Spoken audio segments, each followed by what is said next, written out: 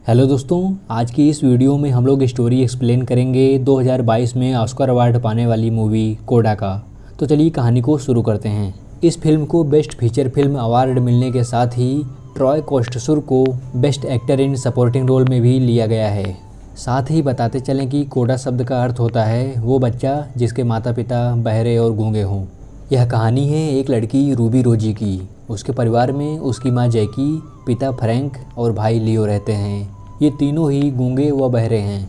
इनका मुख्य व्यवसाय समुद्र से मछलियाँ पकड़कर उसे बेचना होता है। रूबी भी इनके काम में हाथ बटाती है और ट्रांसलेटर का भी काम करती है। और इसके बाद उसे स्कूल भी जाना होता था, जिसके कारण कभी कभी वह क्लास में सो भी जाती थी। साथ ही उसको बच्चों के ताने भी सुनने को मिलते थे कि उसके शरीर से मछली की बू आती है। एनुअल फंक्शन में गाने के लिए लिस्ट तैयार की जा रही थी तो वह अपना नाम भी भर देती है, क्योंकि उसका क्रश माइल्स भी उसमें भाग ले रहा था। क्लास खत्म होने के बाद उसके मम्मी पापा उसे लेने आते हैं तो गाड़ी में साउंड काफ़ी तेज़ बज रहा था, इसलिए बच्चे फिर से उसका मजाक उड़ाते हैं। वह जल्दी जल्दी चलने के लिए कहती है। उसके बिना कोई काम भी नहीं होता था, जैसे कि डॉक्टर के पास जाना है, सब्जी लेना है या कोई भी काम करना है, क्योंकि उसे बोलना पड़ता था और परिवार में कोई बोल नहीं सकता था, इसलिए उसे हमेशा रहना पड़ता था।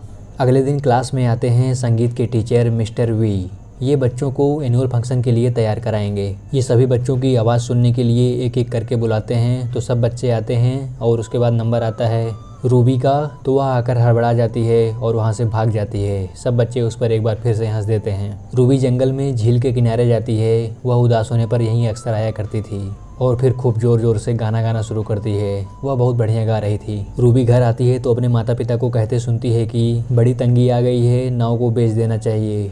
तो फ्रैंक कहता है कि उसे सिर्फ यही काम करना आता है, इसलिए वह बेच नहीं सकता है। रूबी इनकी बातें सुनकर और परेशान हो जाती है। मछलियों को खरीदने वाला आदमी आकर कहता है कि अब सिस्टम सरकारी होने जा रहा है और आप लोग को पैसा भी अब $800 मिलेगा, जो कि काफ़ी कम था। उसके बाद रूबी क्लास में आती है और डॉक्टर वी से मिलती है और कहती है कि उसे बच्चों के सामने गाने में डर लगता है, क्योंकि वे बच्चे मेरी आवाज़ का मजाक उड़ाते थे।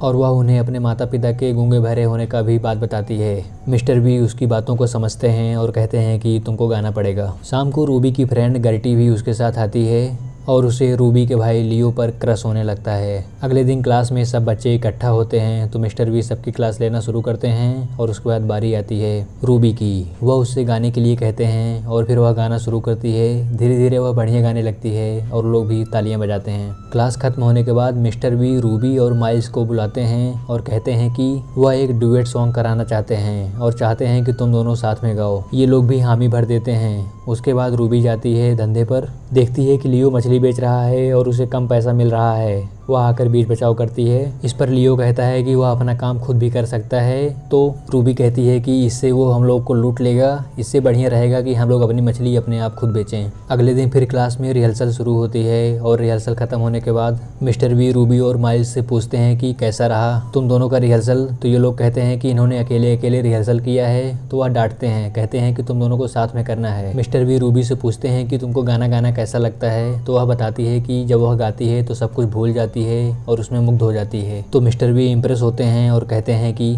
तुमको बोस्टन कॉलेज के एडमिशन के लिए अप्लाई करना चाहिए, जिससे तुम्हारा संगीत और अच्छा हो जाएगा। घर पर रूबी अपनी माँ से यह बात बताती है तो माँ कहती है कि इसकी कोई ज़रूरत नहीं है। इधर लियो भी फ्रैंक से कहता है कि अब हम लोगों को अपना काम शुरू कर देना चाहिए, क्योंकि मुनाफा बहुत कम हो रहा है। लेकिन फ्रैंक कहता है कि हम लोग बोल नहीं सकते हैं, इसलिए हमारा कोई साथ नहीं देगा। उसके बाद लियो एक पब में जाता है। वहाँ पर उसके साइन लैंग्वेज से एक आदमी को हंसी आ जाती है तो लियो उससे भिड़ जाता है और 2-4 थप्पड़ भी खा लेता है। उसके बाद वह बैठता है तो वहाँ पर गर्टी आती है। वह वहाँ काम करती थी। वह उसे अपना नंबर देकर टेक्स्ट मैसेज करती है और उसके बाद इन दोनों में बातचीत शुरू हो जाती है और ये दोनों एक दूसरे के काफ़ी करीब भी आ जाते हैं। इधर माइल्स भी रूबी के साथ रिहर्सल करने के लिए उसके घर पर आता है। वह रूबी से कहता है कि तुम तो अपने पेरेंट्स से बात कर लेती हो, उनकी मदद करती हो, मेरे पेरेंट्स तो मुझसे बात तक नहीं करते हैं और मेरी सिंगिंग को लेकर सपोर्ट भी नहीं करते हैं। उसके बाद ये दोनों गाने बैठते हैं। ये दोनों एक दूसरे के करीब आने से थोड़ा हिचकते हैं और आंखों में आंखें नहीं मिला पा रहे थे, तो एक दूसरे के विपरीत होकर गाना गाने लगे। धीरे धीरे इन दोनों को मज़ा आने लगा। लगा। इनके गाने का लय तब टूटता है जब ये लोग जैकी और फ्रैंक के इंटीमेसी का आवाज़ सुनते हैं। जैकी और फ्रैंक इन दोनों से खुलकर बातें करने लगते हैं तो रूबी माइल्स को वहाँ से भगा देती है। अगले दिन रूबी यही सब अपने फ्रेंड गर्टी को बता रही होती है। तभी कुछ लड़कियां उसके माता पिता का मजाक बनाती हैं तो रूबी के समझ में आ जाता है कि माइल्स ने ही वो बात लीक की है और वह गुस्सा होकर चली जाती है। माइल्स उसके पास आता है और कहता है कि उसने वो बात सिर्फ अपने फ्रेंड को बताई थी, लड़कियों को पता नहीं कैसे पता चल गया। लेकिन रूबी तब भी उससे गुस्सा थी और वह पहुंच जाती है मिस्टर वी के घर। उन्होंने उसे अपने घर आकर सीखने के लिए कहा था। रूबी गुस्से में ही गाना शुरू कर देती है तो वह उसे टोकते हैं और बड़ी बड़ी सांसें लेने के लिए कहते हैं और पूरा गुस्सा निकाल देने के लिए कहते हैं। अगले दिन सरकार और नाविकों की मीटिंग हो रही होती है जिसमें सरकारी आदमी वही बात बता रहा था कि अब से एकीकरण हो गया है और सबको एक साथ एक समान पैसा मिलेगा। इससे फ्रैंक गुस्सा हो जाता है और कहता है कि वह अपना माल खुद बेच लेगा और ये अन्य लोगों से भी कहते हैं कि मेरे पास आकर मछली बेचो, इनसे ज़्यादा दुगना दाम देंगे। सब लोग इनकी बातों पर तालियां बजाते हैं। इन लोगों ने कह तो दिया था लेकिन कैसे करना है ये नहीं पता था। ये लोग डिस्कस करते हैं। सभी लोग अपना अपना काम बांट लेते हैं और अगले दिन के लिए तैयार हो जाते हैं। तड़के सुबह ये लोग उठते हैं और काम पर जाना शुरू कर देते हैं। अब काम काफ़ी ज़्यादा हो गया था। मछलियाँ पकड़ना, उसके बाद लोगों को अपने पास बुलाने के लिए प्रेरित करना, बहुत सारा काम हो गया था। इससे ये लोग काफ़ी थक भी जाते थे और उसके बाद रूबी को प्रैक्टिस के लिए भी जाना होता था। और एक दिन जब वह लेट पहुंचती है तो मिस्टर वी कहते हैं कि उन्हें लेट आने वालों पसंद नहीं है और यह उसके लिए आखिरी वार्निंग है। वह उनसे सॉरी बोलती है और उसके बाद क्लास में जाती है। वहाँ पर माइल्स उससे मिलता है और पिछली बातों के लिए सॉरी बोलता है लेकिन वह माफ़ नहीं करती और वहाँ से चली जाती है। अब रूबी को काम का प्रेशर बहुत ज़्यादा हो गया था। एक तो उसे धंधे को भी देखना था, उसके अलावा उसे फंक्शन की रिहर्सल करनी थी और उसके अलावा उसे एंट्रेंस एग्ज़ाम की भी रिहर्सल करनी थी। एक दिन जब वह जल्दी जल्दी काम ख़त्म करके रिहर्सल के लिए जा रही थी तो उसकी माँ उसे रोकती है और कहती है कि टीवी रिपोर्टर वाले आने वाले हैं और उसके लिए तुम्हें ट्रांसलेटर के रूप में रहना होगा। वह खींचकर किसी तरीके से रुक जाती है और मिस्टर वी को मैसेज कर देती है कि वह थोड़ा लेट आ पाएगी। किसी तरीके से इंटरव्यू ख़त्म होता है और वह भागते भागते वी के घर पर जाती है लेकिन वह वहाँ नहीं मिलता तो वह कॉलेज में जाती है और उससे लेट होने के लिए फिर से सॉरी बोलती है तो वह साफ साफ मना कर देता है। वह कहता है कि अनपंक्चुअल लोगों को वह नहीं सिखा पाएगा और वह चला जाता है। रूबी बहुत उदास होती है और वह घर जाकर अपनी भड़ास निकालती है। वह कहती है कि मुझे भी लाइफ में कुछ करना है, यहाँ पर आप लोग एक दूसरा ट्रांसलेटर रखकर भी काम चला सकते हो और मेरा काम भी आसान हो जाएगा। लेकिन उसके मम्मी पापा नहीं मानते हैं और उन्हें ख़राब लगता है कि वह गुस्सा हो रही है। रात में भी ये दोनों बात करते हैं कि वह अच्छा तो गा लेती है लेकिन उसे हमारा सहयोग करना ज़्यादा ज़रूरी है। इधर रूबी उदास थी तभी माइल्स का मैसेज आता है और वह खुश होकर जवाब देने लगती है। अगले दिन बोट पर सी मॉनिटरिंग करने के लिए एक माया नाम की अधिकारी आने वाली होती है तो ये दोनों लोग बिना रूबी को लिए वहाँ पर चले जाते हैं और वह अधिकारी आती है और इन दोनों से पूछताछ करती है लेकिन इन दोनों को कुछ सुनाई नहीं दे रहा था और ये बताते हैं कि हम लोग गूंगे और बहरे हैं। इधर रूबी माइल्स से मिलती है। माइल्स उसे सॉरी बोलता है और वह माफ़ कर देती है और दोनों लोग पानी में काफ़ी देर तक खेलते हैं। इधर माया कोस्ट गार्ड को फ़ोन कर देती है और गार्ड लोग आते हैं और इन दोनों को पकड़ के ले जाते हैं। शाम को रूबी जब घर आती है तो ये लोग उस पर टूट पड़ते हैं, कहते हैं कि कहाँ तुम चली गई थी। रूबी को उनकी बातें अच्छी नहीं लगती हैं और वह कहती है कि वह इन सबसे ऊब गई है।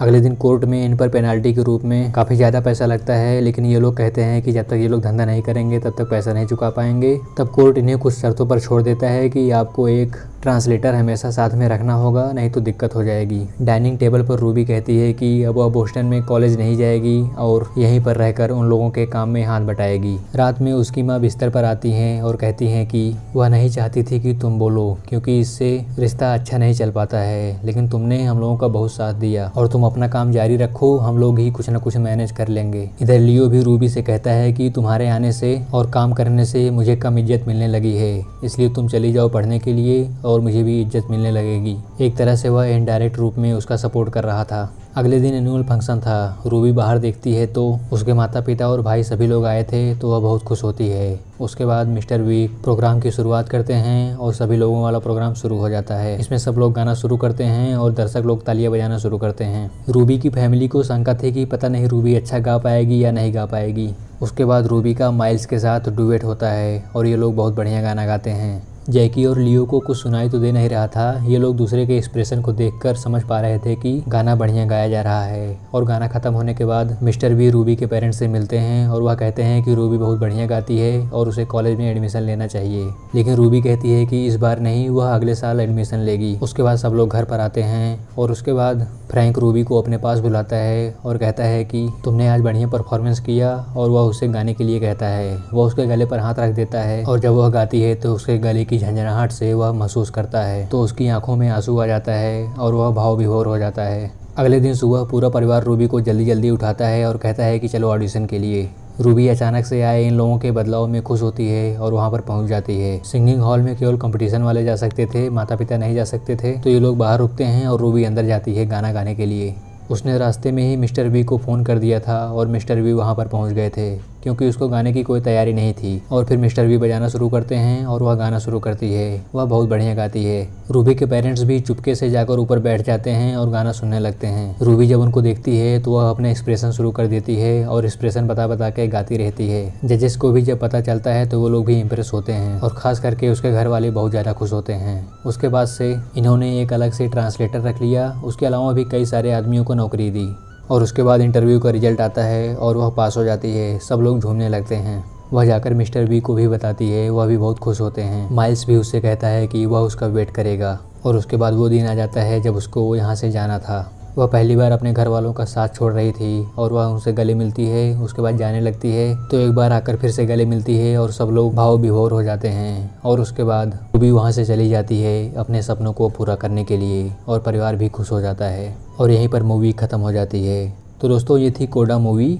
कैसा लगा आपको यह वीडियो बताइएगा ज़रूर। इस वीडियो को यहीं पर समाप्त करते हैं और बहुत ही जल्दी हाजिर हो जाऊँगा एक नए और धमाकेदार वीडियो के साथ।